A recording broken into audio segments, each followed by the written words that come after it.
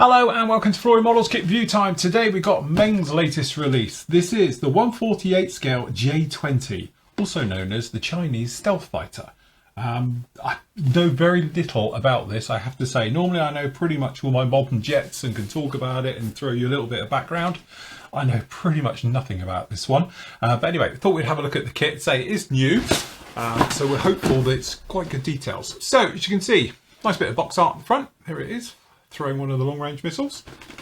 Similar type of design and call out to obviously the F-22 Raptor, with some noticeable differences like the canards on the front, which make it look a bit like the MiG-20 or the MiG whatever it was, advanced fighter as well, like that. So it looks like it's a little bit of a hybrid between the both. Looks a bit sort of Firefoxy in a lot of the ways. I think when you see it this way you know what I mean. So obviously you've got a stretched fuselage with it in, so it's sort of more of a delta with canards than the traditional sort of tailplanes type seating arrangement with it as well. But it looks quite nice. Got details into the cockpit, engine, nozzles open and closed as well, obviously detailed weapons bay right the way through. So your kit number for this one is LS002. Yes, so strange. A little bit of information about it as well, as you can see just down in there. All right, so as you can see, it is quite a large lump. Let's get down to it, into the nitty gritty of it here. So you can see it's quite a large piece just down in here like this. We just bring that camera in just a little bit. It was so big trying to fit it all in. There we go. So we've got a couple of bags with the fuselage halves, and I can see very nice big heavy duty ram tape in there. We've got some blurb, I'll get rid of that. Intakes. Looks like we've got quite a large weapon bay and things like that down in there, but you see all separate bags. Thick bags, I have to say, big rusty crinkly one, so apologies for the noise on this. The nozzles in multi-part engines and all the rest of it is down in there as well. Then we've got the cockpit with all the framework and stuff like that. We've got a little bit of photo-etch. It looks like we've got a replacement, is that the earthing symbol? I think it's the earthing symbol. Various decals for it, as you can see just down in there.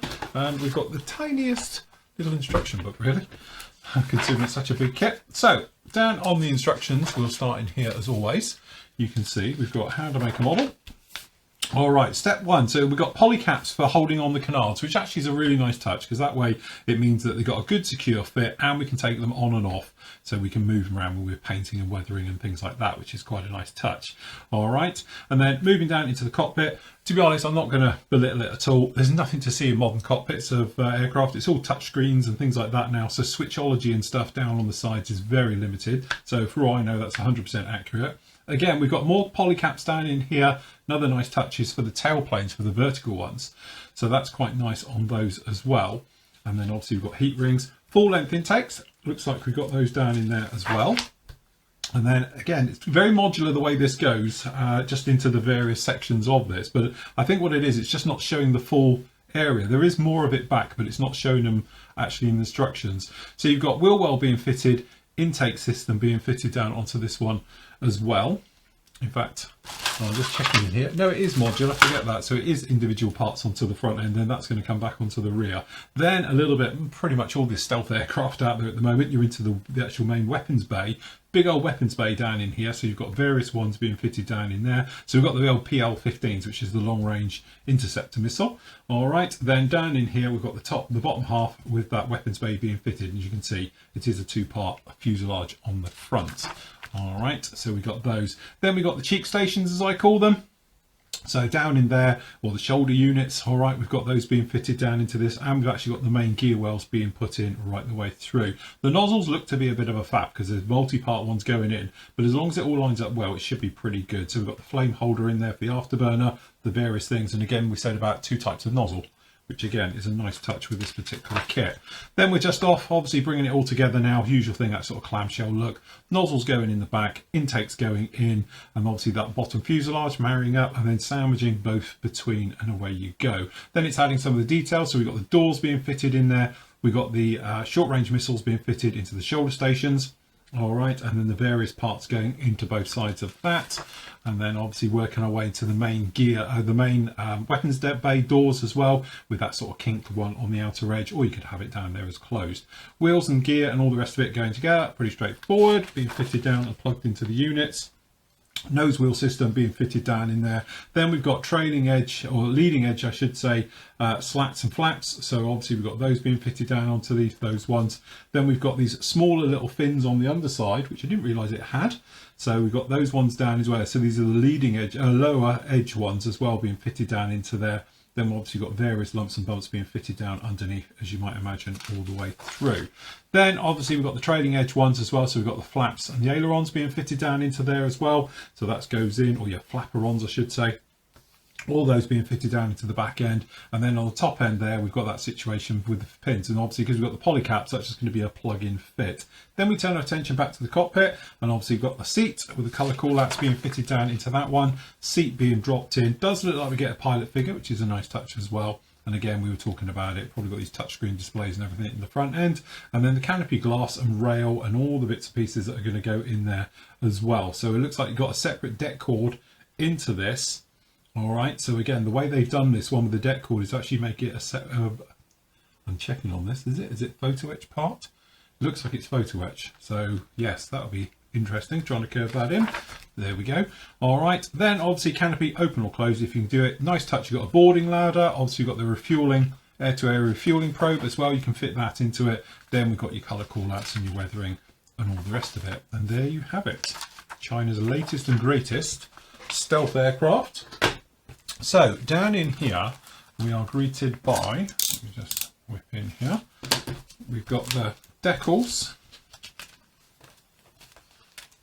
and a little bit of photo etch. So again, we've got a thing here, so decals themselves pretty much as you imagine. So numbering just 1 to 9, so you can make up anything you like out of that for a numbering point of view. And then again, we've got these ones down in here, some edging and various bits and pieces, a couple of slime lines, usual things with the doors and that. To be honest, really poor in a lot of ways. There's no detail down in this whatsoever, but I imagine maybe it doesn't have it. So there we go. So we've got those down in there, and then again we've got these nice bits of photo etch. So again, that's your deck cord down there in the middle, as you can see it just down in there. Then I think this is an anti-fog thing around the outside, a couple of harnesses, really it's all details for the seats at the end of the day with that particular one. So let's turn our attention to the main lump itself. So what we have here, this is it. This actually is a big lump. So this is going to be around about 44 centimeters long. So it's a long lump, but we are plagued by, you probably see it already, the dreaded raised ram tape. So it looks like even China's done it. Can you see some similarities, or is it me? It looks incredibly similar to sort of F-35-esque. All the surface detail on here. But yeah, so I'm not going to go into ram tape. I've spoken about it way too much and given up far too much airtime talking about what I think ram tape should be and how it's modelled on models. This one does not do me any favours at all. What's really weird with this one though, I don't know if you can quite see it, but there's very minute riveting in this. There we go, just about see it running across it. So it has got riveting and ram tape. That's weird, isn't it? You wouldn't thought you'd need rivets if you've got ram tape, but hey, it's got a little bit of both on this one right the way through. Also, it's got raised panels. So this is like, these are raised panels on here, down the side here, which is an interesting way of doing it. And again, who do I know? I don't know this aircraft at all. I'm just saying it just looks a little bit odd. Is this correct? Is it accurate? Don't know. Don't know the aircraft at all. That's my cop out to this. So yes, very nice. I think we're about to get buzzed by a Merlin, so apologies. But yeah, actually not too bad at all. Inside you've got some nice strengthening running through here as well, just to give it a little bit more strength when it's all together and everything else. We've got this big old chunks down in here as well. This is where your poly caps are all going to live and be closed down as well. So yeah, interesting. So we've got the nose section. No, we're being properly buzzed. So yes, sorry, we just let him fly over. So yeah, we've got the main fuselage section here, you can see. same thing. Very nice indeed. The areas. Again, the surface detail, if this is accurate, actually isn't too bad at all. Looks very nice. And again, you've got the differences like this texture in here. And obviously on the round tape and that, it isn't the same texture. So it's obviously got deliberate texture into the surface of it. You can probably catch it here, how this is different to these areas. So there is obviously something going on in here that's supposed to be like this. So that's it. We've got the front end, which is this part here. So again, you can probably see some of the nice details and the textures down in there like that. Not too bad. So we got down in here, it's actually a little recessed into it. The actual, catch it in the light, there we go. This is the slime line, so you've got a decal for it, but also it's moulded in place as well. So you could either put a decal straight over it, or you could paint it off of it and put proper slime line colour into it, more like a buff than probably the yellows and greens which are used these days by kit manufacturers. But generally you can see it's actually a really complex shape the way they've done this. Is it accurate? Again, I can't really say, but it looks very nice indeed. So yeah. Okay, so into the area. So if we start down in sort of reverse hand it out of the box, we've got the sprue. This is sprue E. And this is all your cockpit type areas, wheel wells and some of the details. Again, it's typical Meng. It's very sharp. It's very crisp of how this is all done. And actually doesn't look too bad at all, including the pilot figure. It doesn't look bad. All right, so if we just zip into some more of the closeness, you can actually see it doesn't look too bad. There's that cockpit. So there's not a lot going on modern aircraft cockpits. There's not a million circuit breakers and switches and all the different things. It's all computed now, so a bit boring from a modelling point of view, but hey. Alright, there we go. So this is that framework for the canopy. It's got the bow in there as well. And again, on the inside, you've actually got some quite nice details. So if you've got it open, it's going to look quite nice. And again, there is ejector pins around, but none of them are in seen areas, I don't think. Alright, so it looks like the pilot's head, which is the back of it here, he doesn't really have a face because he's got a mask, and it's a weird way they've moulded it, but I thought it was just because of the visor. But the visor is in there with the top of his head. So, but again, I haven't seen figures like this for a while. Inside areas, it looks heavy, it looks big and chunky, but again, I can't comment. It could be like this. It does look pretty good. And again, some of the details down in here actually don't look too bad at all. It just looks chunky. Okay, so as you can see, really, actually some very nice details all the way through, even the seat and the hosing and the bits and pieces and the pedals. But nice touch, you get a pilot figure. Very nice indeed. Okay, so engines and weapons. So we've got a match pair here, two exactly the same. So we've got two of those like that. All right, and then looking pretty darn good, if I'm honest. Yeah, it's funny because when I first saw this kit, I was actually quite sort of negative about it, shall we say. Well, actually, now I'm getting into it. It doesn't look too bad at all. I like this nozzle work they've done. I can understand now why it's multi-part, if you can see, but it's got lots of detail, tiny little panel lines and riveting onto these nozzles right the way through, which is actually quite nice. Then I assume, and these are the other parts of the nozzle, exactly the same, sort of very fine details in these, which look actually very, very nice. All right, so then over here we've got the flame holder for the afterburner, first and rear stage compressors, a little bit of nozzle work. Again, there's no ejector pins in those either, which is nice. The missiles, and again we've got some of the gear bits and pieces down in here. And again, it all looks really quite nice and sharp. Crispy, I would call it. Okay, so I've got some of the control surfaces, leading edge flaps and slats down in here. So this is sprue C, doesn't look too bad at all. And again, you've got that sort of torn tape look, I call it. So lots of that on here, see on these actual edges. But we've got nice details down in here. To be honest, the only way I can describe this is chunky. It's big, it's chunky. If it was Russian, I could have gone with it, but because it's Chinese one, not so. But generally, very, very nice. The raised tape, and say both sides, managed to get away because it's big and chunky, I suppose, with just the one ejector pin. But they put the ejector pin down in here, so it's not going to be seen, and it's recessed. There it is. So each one has got one in those, but obviously you've got a part that's going to go over that, so you're not going to see it. So actually clever way that they've done that one as well. But again, good, strong, solid plastic, I'll give it that. Okay, so down in here we've got the weapons bay. So this is Sprue D, looking nice. So we've got a weapons bay in one piece, or obviously into the separate parts as it goes through. And then obviously this is the one for the side door onto this one. I assume that's nose gear to be the fencing as well, which I assume will then go down onto the inside of these. So yeah, again, really quite nice. Catch it in the light. Very nice indeed. And obviously over here, a nice little cover to protect it as well on the edge. We've got the actual boarding ladder. So at least it's got them moulded in that way, so you haven't got to put them all in and then try and get it all to line up. So there's nothing worse when you get the runs are separate. So at least they put that in the one just like that. So yeah, very, very nice indeed. Yeah.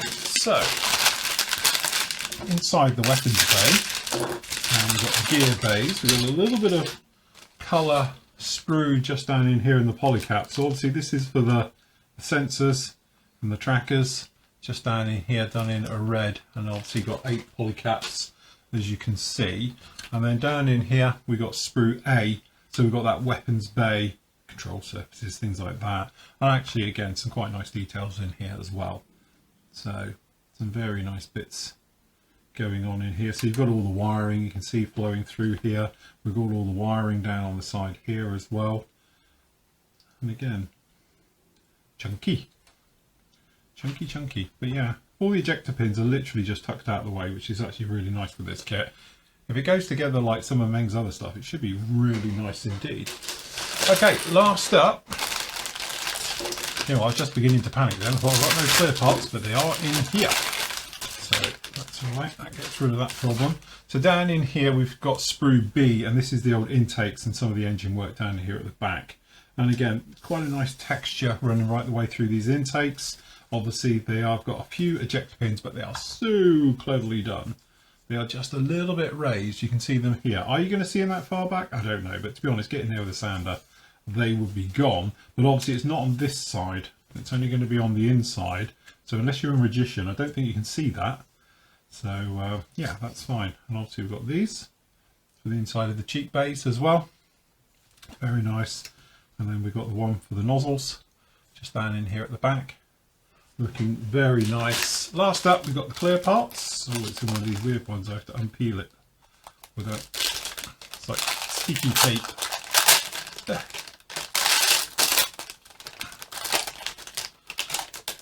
Okay, get it off. There we go. Okay, so how have they done that? Nice. Okay, so what they've done is, in their infinite wisdom to help us modelers out, you've got the clear one, which is, to be honest, that's crystal clear. As you can see, considering that's a full, there's not a lot of warpage in that. That's actually really very nice. I'll put my fingertip in there. You can see how clear that actually is. That's really, really nice down in there. But you've got two. So this one is recessed. So what we mean is we could just pop a little bit of Flory Models wash in there, either a bit of dust or a little bit of white, instant decor. Take you under a minute to do the entire thing. So that's a really nice touch with that. So again, if you don't fancy trying to bend all of that photo etch around, you could just do it that way. I don't know which way I'll be doing it. All right, and then obviously down in here, we've got very similar to the F-35, where it's got that sort of seeker designator and all the rest of it, cameras down in here in the front. We've got a little bit of work for the HUD and so forth and so on. Strange it's got a HUD in this day and age, but there we go. But that is actually really very nice. Some of the clearest clear parts I've seen in a very, very long time indeed. There you have it. I'll be honest, I had a quick sneak look in this box when it first turned up because I had no idea. I bought it on a bit of a whim, really, to be honest. It was one of those, I was making it up to get to free postage. I thought, oh, I'll get it and get it in because it's Meng, probably be all right. And I had a look in there and I did think, oh, that's awful. What have they done? Honestly, I don't know the aircraft at all. I'm giving you a comparison on what I would know about, an F-35, because that's how I sort of compare this thing to.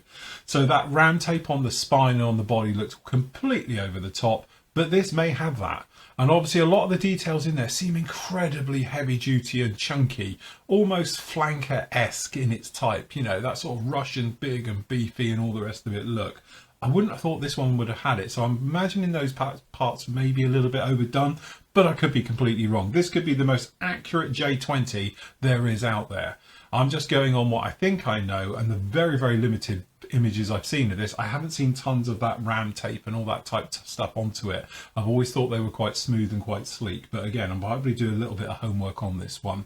It is something different, it is something a little bit odd, and a lot of modelers will probably turn their nose up at it, but from a kit point of view, I can actually say it looks like it builds up incredibly well. It's typical Meng. It's a bit, like we say in Russian, it's a bit bulky and a bit chunky, which is nice. Having polycaps holding in canards and things like that, to me, it's an obvious, and every kit manufacturer should do it. Not many do. It's really just Tamiya and obviously Meng that do it these days. Most of them, it would have been a slot it in, hope it's roughly in the right place. You've got your back on this one because it's all polycaps, so that is a really nice touch. Anyway, that is the Meng 1/48 scale brand new J-20.